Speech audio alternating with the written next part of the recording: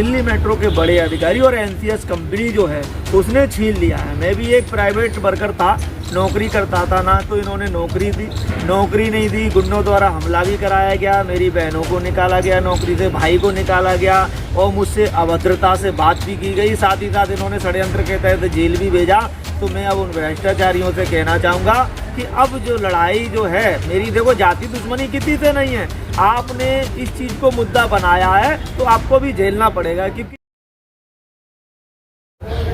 नमस्कार दोस्तों, जिस तरह से लगातार मैं आपको प्रसारण दिखाने का प्रयास कर रहा हूं और जो भी ज्वलंत मुद्दे होते हैं, समसामयिक होती है, मैं वही दिखाने का प्रयास कर रहा हूं। और हमेशा चर्चा का विषय जो मुद्दे बन रहे हैं और कहीं ना कहीं उस मामले की उद्रिक्तता पोती की जाती है।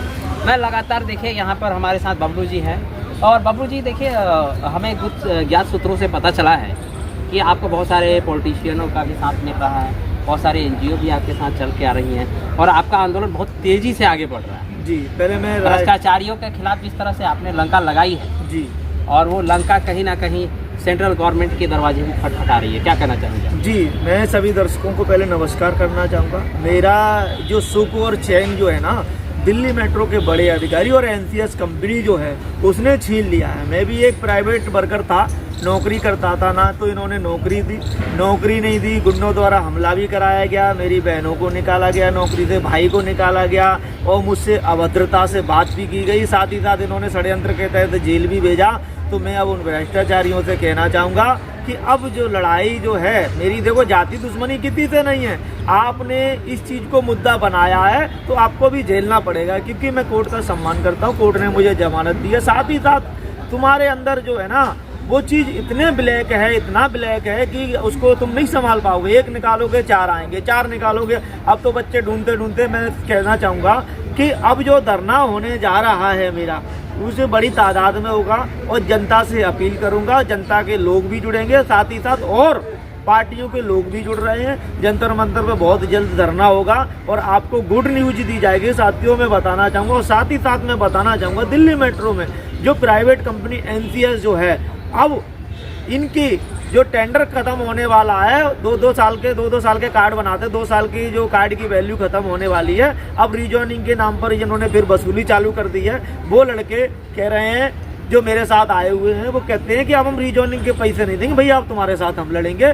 तो मैं साथ ही साथ कहना चाहूँगा भ्रष्टाचारियों से न दबना है, न झुकना है और न तुम्हारे सामने घुटने टेकना है, घुटने न टेकना है। क्योंकि आपने सारे जतन मेरे ऊपर इतने अत्याचार कर लिए हैं, मगर अब तुम जो साजिश अपनी चल रहे हो ना बबलू को मरवाने की, वो तुम कामयाब नहीं होगे। मैंने आपके खिलाफ भी कंप्लेंट दे रखी है। साथ ही साथ मैं कहना चाहूँगा ऐसे ऐसे लोग कंप्लेंट कर रहे हैं। जो धर्मेंद्र नाम का लड़का था जिसके अपनी आवाज़ लगाई, उस पर कह रहा है एक सतीश नाम के व्यक्ति ने उसने कंप्लेंट की। सतीश की चर्चा हो गई है, पता चला है कि 150 लोग और आप को निकाल दिया गया है। आपका आंदोलन बहुत ज्यादा मजबूत है। 150 से 200 लोग जो हैं एनसीएस से जो निकाले गए हैं, सुपरवाइजर और मैनेजरों से पीड़ित हैं। साथ ही साथ जो सुपरवाइजर जिन्होंने क्या बोलते हैं 2 नंबर के पैसे से अपनी संपत्ति खरीद रखी, उसकी भी जांच चालू हो गई है।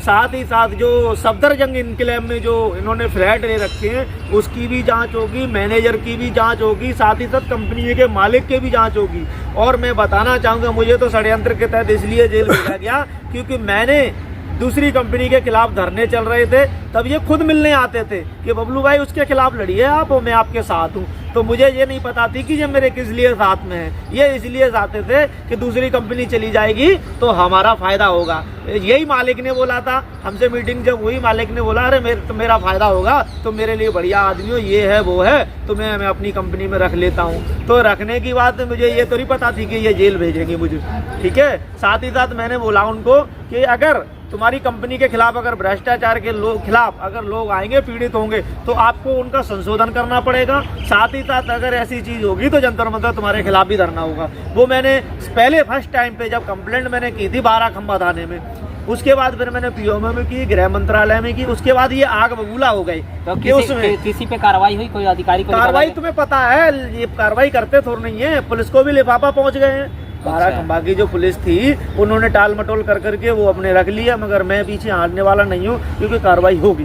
क्योंकि कार्रवाई से मैं पीछे डरने वाला नहीं हूँ, लड़ने वाला हूँ और सच्चाई की आवाज़ है। मैं आपको बताना चाहूँगा कि जो मेरे पास एविडेंस है ना, इनकी रिकॉर्डिंग है, इन्होंने कब कब ये मिलने आए हैं, कब कब इन्होंने क्या बोला है, सारी रिकॉर्डिंग है। मैं पीछे हटने वाला नहीं हूँ। इन्होंने ये सोचा था कि इसको जेल भेज देंगे, ये डर जाएगा। इसमें सच की आवाज़, सच की जीत बाद में होगी।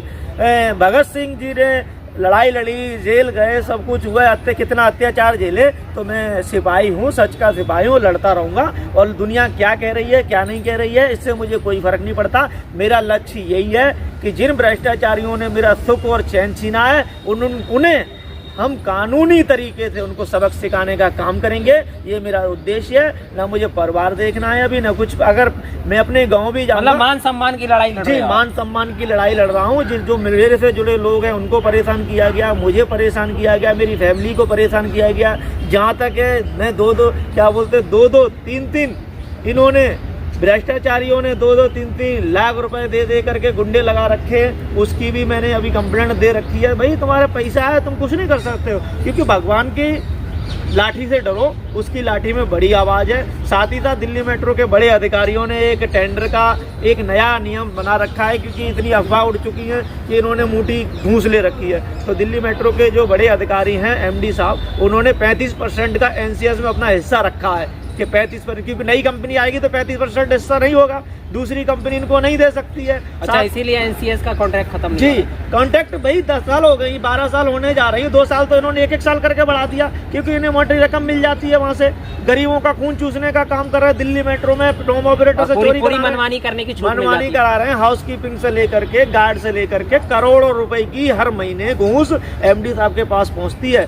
साथ ही साथ मैं बताना चाहूँगा भ्रष्टाचारियों से, अब आपको सबक सीखने का काम आ गया है, क्योंकि जो सतीश नाम का जो व्यक्ति था, उसका भाई खुद ही पैसे लेके भागा हुआ था।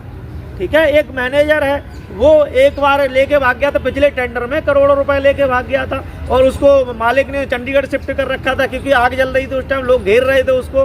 तो ये नहीं देखते हैं, दूसरे को देखते हैं कि दूसरा क्या कर रहा है। दूसरे को तुम परेशान करोगे भाई, कहीं ना कहीं तो जाएगा वो। साथ ही साथ मैं बताना चाहूँगा, कंपनी के मालिक जो हैं, उनके 2 भाई हैं, साहिल खन्ना और लव सिंह। वो कश्मीरी गेट में पलंटी उगाने का काम करते थे। तो उन्होंने इसका कंप्लेंट डलने के बाद उनको भगा दिया था, फिर मुझे जेल भेज दिया, फिर वो ऑफिस में आ गया। साहिल खन्ना, लव सिंह की बहुत जल्द जांच होगी। दिल्ली मेट्रो के बड़े अधिकारी कह देते हैं कि वो लिस्ट से नाम हटाते। लिस्ट से नाम तुमने कब हटाया? जब मैंने कंप्लेंट की तब हटाया। तो आपने जांच क्यों नहीं की? आपने जो मेट्रो से जो 2 नंबर की कमाई जो ली है उन्होंने फर्जी दस्तावेज के नाम पर जो पैसे लिए गए हैं, उसको तुमने वसूला क्यों नहीं? एक दिल्ली मेट्रो में NCS कंपनी में ओरियन का मैनेजर था दीपक गुप्ता, उसकी भी कंप्लेंट करी, वो भी फर्जी। और क्या बोलते हैं, दीपक सिंह, रिंकू, पंकज, ये DGM नेमराज जी के भांजे थे, और ये भी फर्जी दस्तावेज पे थे। साथ ही साथ मैं बताना चाहूँगा, बहुत बड़ा गड़बड़ घोटाला है, जिसको मैं मीडिया के सामने 2 घंटे की न्यूज चलेगी। चलते चलते आपसे एक अहम सवाल, मेट्रो रेल का खेल कब तक चलेगा?